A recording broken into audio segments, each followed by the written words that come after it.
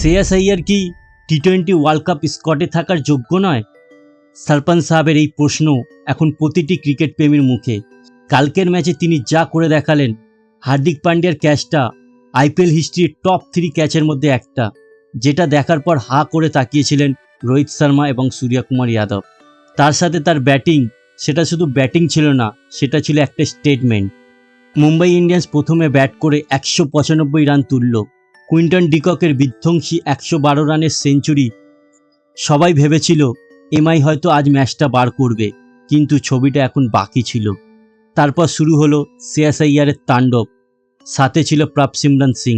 ওয়ার্ল্ডের বেস্ট বলার জসপ্রীত বুমরাকেও ছাড়লেন না শ্রেয়াস। কি দারুণ সব সিক্সার! মাত্র 16 ওভার 3 বলে 198 রান তুলে ম্যাচটা জিতে নিল পাঞ্জাব। 21 বল বাকি থাকতেই 7 উইকেটের জয়। শ্রেয়াস আইয়ার দেখাতে চেয়েছিলেন যে ক্যাপ্টেন্সি আর ব্যাটিং দুটোতেই তিনি কোথায় দাঁড়িয়ে এখন। এবার আসি মুম্বাইয়ের দিকে। টিম ইন্ডিয়ার 5 জন টপ প্লেয়ার, ওয়ার্ল্ডের বেস্ট বলার, 2 জন ক্যাপ্টেন, তবুও কেন এই অবস্থা? কোথায় ভুল হচ্ছে হার্দিকদের? 5 বারের চ্যাম্পিয়নরা কেন বারবার হারছে? মনে হচ্ছে এমআইয়ের মধ্যে টিম গেমটাই নেই। অন্যদিকে পাঞ্জাবকে দেখুন, শ্রেয়াসের উপর ভরসা করে তারা এখন ফাইনালের দিকে এগোচ্ছে।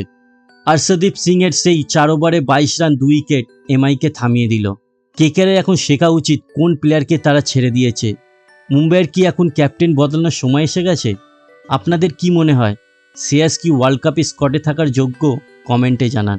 এরকম স্পোর্টস সম্বন্ধে জানার জন্য আমাদের চ্যানেলটিকে লাইক, কমেন্ট, শেয়ার করুন। দেখা হচ্ছে পরের ভিডিওতে।